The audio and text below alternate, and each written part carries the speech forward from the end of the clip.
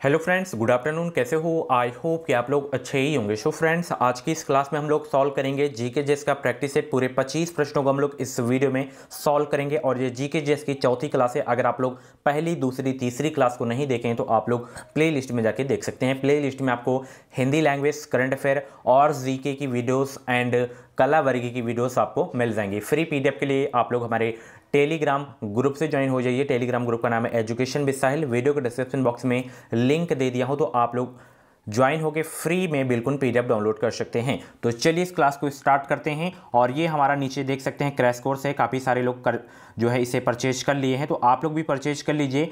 149 रुपये में आपको पूरा मटेरियल मिलेगा बीएड एंट्रेंस एग्जाम का। ठीक है, 5000 से ज़्यादा आपको इसमें टॉपिक वाइज ऑब्जेक्टिव क्वेश्चंस देखने को मिलेंगे। सभी वर्गों के लिए क्रैश कोर्स है। इसमें आपको Hindi, reasoning, GK, subject ability के क्वेश्चंस देखने को मिलेंगे और साथ ही इसमें 10 ईयर के प्रीवियस ईयर पेपर्स आपको देखने को मिलेंगे। प्रीवियस ईयर पेपर्स आपको लगाना बहुत ही ज़रूरी है, क्योंकि इससे आपको पता चलता है कि किस लेवल के एग्जाम में क्वेश्चंस पूछे जाते हैं और ज़्यादातर जो है प्रीवियस ईयर के क्वेश्चंस रिपीट होते रहते हैं हर वर्ष। तो बहुत ही महत्वपूर्ण ये जो है क्रैश कोर्स है हमारा। वीडियो के डिस्क्रिप्शन बॉक्स में लिंक दे दिया हो, तो आप लोग कम पैसे में बेहतरीन तैयारी कर सकते हैं। क्लासेस का टाइम नीचे दिया गया है। 9:30 बजे हिंदी लैंग्वेज की क्लास, 1:45 पे जीके प्लस करंट अफेयर की क्लास होती है, जो कि अभी जो है जीके की हो रही। 5:45 पे रीजनिंग प्लस सब्जेक्ट एबिलिटी की क्लास होती है। ये क्रैश कोर्स के लिए कॉन्टैक्ट नंबर है, इसमें आप लोग कॉन्टैक्ट कर सकते हैं कोई परेशानी आ रही हो तो। ठीक है, चलिए आज की क्लास का सबसे पहला क्वेश्चन आपकी स्क्रीन पे आ गया है, यहाँ पे देख सकते हैं। और 25 में से आपके जितने भी प्रश्न सही हो तो लास्ट में कमेंट बॉक्स में अपना स्कोर कमेंट बॉक्स में जरूर बताइएगा। ठीक है, सबसे पहला क्वेश्चन आपकी स्क्रीन पे आ गया है। बीतपाल तथा धीमन नामक भारत के दो महानतम कलाकार किस युग से संबंधित थे? पाल युग से, या गुप्त युग से, या मौर्य युग से, या पठान युग से? सभी लोग पहला क्वेश्चन का राइट आंसर बताने का प्रयास करेंगे। आंसर सोचने का अगर आपको ज्यादा समय चाहिए तो आप लोग वीडियो को रोक भी सकते हैं। माय डियर फ्रेंड्स, बीतपाल तथा धीमन ये जो है पाल युग से संबंधित है। किससे? किस युग से? पाल युग से। ऑप्शन इसका जो है ए वाला बिल्कुल करेक्ट हो जाएगा। ठीक है, चलिए अगला प्रश्न यहां पे देख सकते हैं। किस विदेशी यात्री ने कृष्ण को हेराक्लीस कहा? किस विदेशी यात्री ने कृष्ण को हेराक्लीस कहा? सभी लोग जवाब देने का प्रयास करेंगे।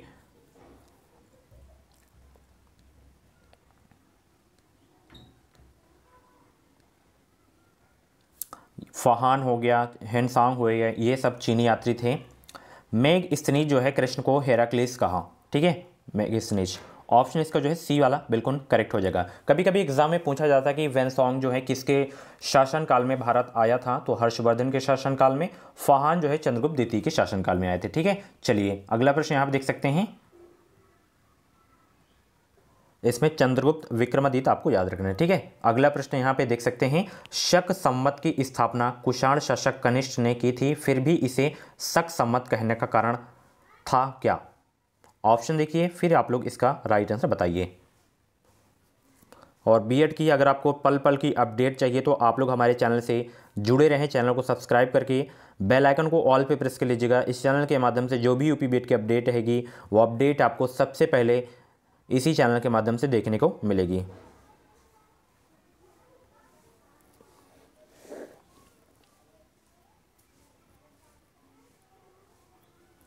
शकों द्वारा इसका लंबे समय तक प्रयोग किया गया। ठीक है, ऑप्शन इसका जो है सी वाला बिल्कुल करेक्ट हो जाएगा। ठीक है, चलिए अगला प्रश्न आपकी स्क्रीन पे आ गया है कि निम्न में से किस ग्रह को सौरमंडल के आंतरिक ग्रह की संज्ञा नहीं दी जाती? बृहस्पति को। ठीक है, ऑप्शन इसका जो है बी वाला बिल्कुल करेक्ट हो जाएगा। एक श्वेत तथा चिकनी सतह कैसी होती है? अगला प्रश्न ये है, एक श्वेत तथा चिकनी सतह कैसी होती है?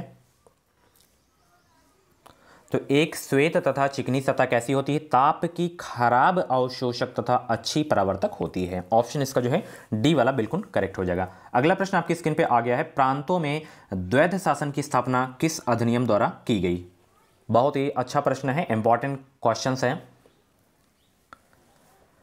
प्रांतों में द्वैध शासन की स्थापना किस अधिनियम द्वारा की गई? 1919 के अधिनियम के द्वारा जो है की गई। ठीक है, प्रांतों में द्वैध शासन की स्थापना। ऑप्शन इसका जो है सी वाला बिल्कुल करेक्ट हो जाएगा। ठीक है, जितने भी लोग क्लास को देख रहे हैं फटाफट वीडियो को लाइक कर देंगे और अपने अदर फ्रेंड के साथ इस वीडियो को शेयर कर देंगे, ताकि वो लोग भी जो है क्लास से ज्वाइन हो सकें। अगला प्रश्न, किसी विधेयक को धन विधेयक होने के संबंध में अंतिम निर्णय कौन करता है? प्रधानमंत्री, वित्त मंत्री, वित्त सचिव, लोकसभा अध्यक्ष। किसी भी विधेयक को धन विधेयक होने के संबंध में अंतिम निर्णय कौन करता है? लोकसभा के अध्यक्ष। ऑप्शन इसका जो है डी वाला बिल्कुल करेक्ट हो जाएगा। ठीक है, कमेंट बॉक्स में बताइए कि इस समय लोकसभा के अध्यक्ष कौन है। सभी लोग जवाब देंगे। भारतीय संविधान सभा का गठन किसकी सिफारिश पर किया गया था?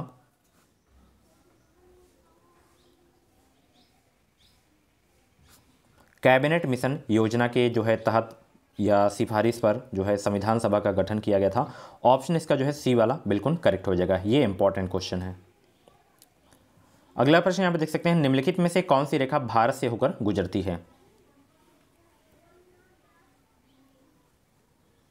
कौन सी रेखा जो है भारत से होकर गुजरती है?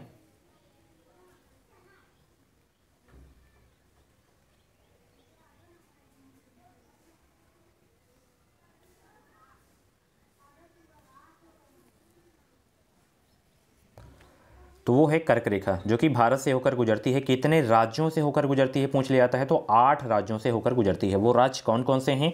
गुजरात हो गया आपका, राजस्थान, मध्य प्रदेश, छत्तीसगढ़, झारखंड, पश्चिम बंगाल, त्रिपुरा, मिजोरम। एक इसकी मैं ट्रिक बताया था, मित्र पर गमछा झार। क्या ट्रिक था? मित्र पर गमछा, ऐसे छा हो गया, झार। ठीक है, तो ये 8 राज्य हैं। मी से आपका जो है आपका मिजोरम हो जाएगा, 30 से आपका जो है त्रिपुरा हो जाएगा, और यहाँ पे पा से आपका जो है आपका हो जाएगा पश्चिम बंगाल, और रा से आपका राजस्थान हो जाएगा, गा से आपका गुजरात हो जाएगा। ठीक है, और मा से आपका मध्य प्रदेश हो जाएगा, छा से छत्तीसगढ़, और झार से आपका झारखंड। ऐसे आप लोग याद रख सकते हैं। ठीक है, चलिए अगला प्रश्न है, रिएक्टर स्केल का प्रयोग किया जाता है, सभी को पता होगा, बच्चे को पता होगा, भूकंप मापने के लिए किया जाता है। अगर यंत्र पूछे तो सीस्मोग्राफ यंत्र। ठीक है, चलिए डी वाला बिल्कुल करेक्ट होगा।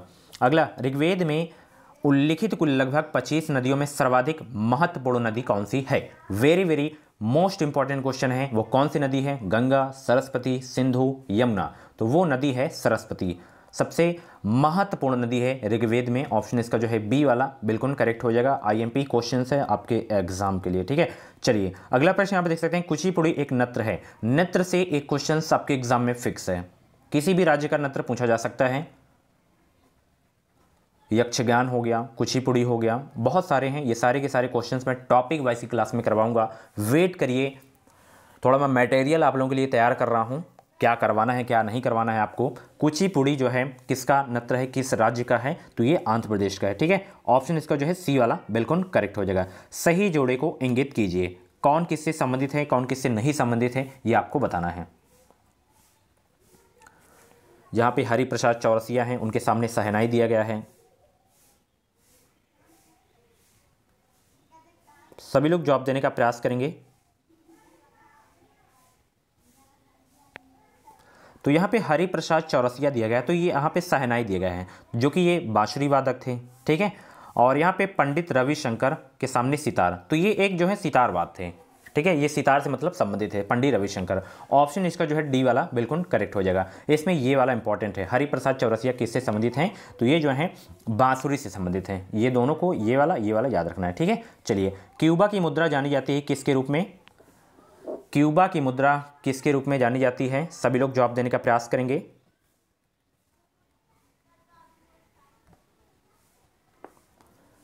क्रोन के रूप में, सेदी के रूप में, क्यूबन डॉलर के रूप में, पेसो के रूप में।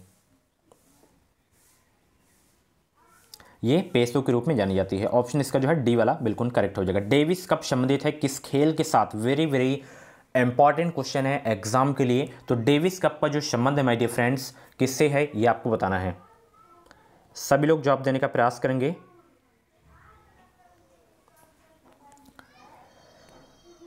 सभी लोग जवाब देने का प्रयास करेंगे। तो ये संबंधित है लॉन टेनिस के साथ। ऑप्शन इसका जो है डी वाला बिल्कुल करेक्ट हो जाएगा, नोट जरूर कर लीजिएगा। अंग्रेजी शासन में किंग जॉर्ज पंचम ने किस वर्ष भारतीय सरकार की राजधानी को कलकत्ता से दिल्ली ले जाने की घोषणा की थी?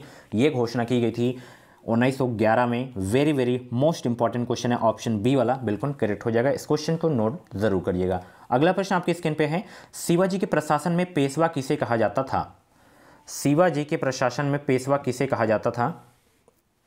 प्रधानमंत्री। किसे कहा जाता था? प्रधानमंत्री को पेशवा कहा जाता था शिवाजी के प्रशासन में। ठीक है, चलिए अगला प्रश्न यहाँ पर देख सकते हैं, जब किसी विधेयक को राष्ट्रपति के पास भेजा जाता है तो कितने दिनों के भीतर उस विधेयक पर कार्यवाही करना आवश्यक है? 14 दिन, 1 महीना, 6 महीना, कोई सीमा नहीं है। तो इसकी सीमा कोई नहीं है। ठीक है, ऑप्शन डी वाला बिल्कुल करेक्ट हो जाएगा। भारत का सबसे ऊंचा जलप्रपात, जो कि नाम है उसका जोग जलप्रपात, ये किस राज्य में अवस्थित है, ये आपको बताना है।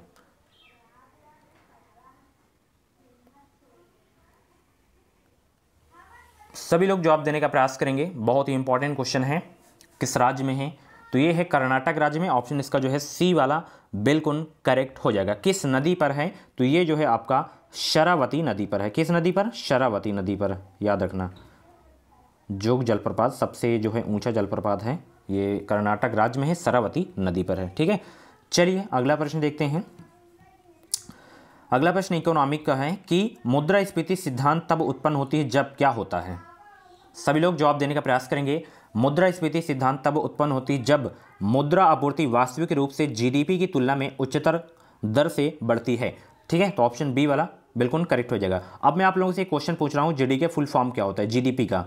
देखिए, मैं जो चीज़ें आप लोगों से पूछा करूँ तो उसे आप लोग कमेंट बॉक्स में ज़रूर बताया करें, क्योंकि जो चीज़ें आप लोग लिख देंगे उसे जल्दी आप लोग भूलेंगे नहीं। ठीक है, डिस्कशन की हुई चीज़ें जल्दी नहीं भूलती और लिखने से जल्दी चीज़ें नहीं भूलती अगर आप लोग अच्छे से कॉन्सेंट्रेट होकर लिखते हैं कोई चीज़ तो। ठीक है, वे कौन से ग्रह हैं जिनके चारों ओर परिक्रमा करने वाले उपग्रह नहीं हैं? बुध और शुक्र। ऑप्शन बी वाला बिल्कुल करेक्ट हो जाएगा। राज्यपाल द्वारा जारी अध्यादेश को निम्न की जो है स्वतंत्रता स्वीकृति है, सॉरी यहाँ पे एक बार फिर से क्वेश्चन पढ़ रहा हूँ। राज्यपाल द्वारा जारी अध्यादेश को निम्न की स्वीकृति मिलनी चाहिए। किसकी स्वीकृति मिलनी चाहिए? इसमें मिलनी चाहिए राज्य की विधायिका की। ऑप्शन सी वाला बिल्कुल करेक्ट हो जाएगा। ठीक है, भारतीय संविधान ने अवशिष्ट अधिकारों को क्या दिया है? भारतीय संविधान ने अवशिष्ट अधिकारों को संघीय सरकार को दिया है। ठीक है, ऑप्शन बी वाला बिल्कुल करेक्ट हो जाएगा। बैंक दर क्या है ये आपको बताना है। बैंक रेट सभी को पता होगा बैंक रेट के बारे में। तो बैंक रेट उसे कहते हैं ब्याज की दर जो रिजर्व बैंक व्यावसायिक बैंकों से लेता है। ठीक है, ऑप्शन इसका जो है बी वाला करेक्ट हो जाएगा। ठीक है, ए वाला सॉरी। लास्ट क्वेश्चन यहां पे देख सकते हैं, कंपनी करवा है जो लगता है किस पर, किस आय पर? कंपनी के उत्पादन पर, कंपनी की आय पर, वस्तुओं के स्टॉक पर, माल के बेचने पर। तो कंपनी कर वह है जो लगता है कंपनी की आय पर। ऑप्शन इसका जो है बी वाला बिल्कुल करेक्ट हो जाएगा। सो फ्रेंड्स, ये थी जीके जीएस की क्लास, चौथी क्लास थी आज की। पूरी क्लास आप लोग देख लीजिए। अगर आप लोग पिछली क्लास में इसको नहीं देखे हैं, डेली आप लोग कम से कम 2 घंटे तो समय निकालिए अपनी स्टडी को लेकर। ठीक है, कंटिन्यू। ओके, इन क्वेश्चंस को नोट करते हुए चलें। यही क्वेश्चंस आपको रिवीजन करना है, जो जो इंपॉर्टेंट रहते हैं उसमें आप लोग नोट कर लिया करें उसे। ठीक है, एक अलग से नोट्स बना लीजिए और मिलते हैं अगली क्लास पे। कुछ डाउट्स वगैरह हो तो आप लोग कमेंट बॉक्स में अपना डाउट क्लियर कर सकते हैं। Thank you guys. ऐसी वीडियोस देखने के लिए चैनल से जुड़े रहें, सब्सक्राइब करके बेल आइकन को ऑल पे प्रेस कर लीजिएगा। Bye bye, take care.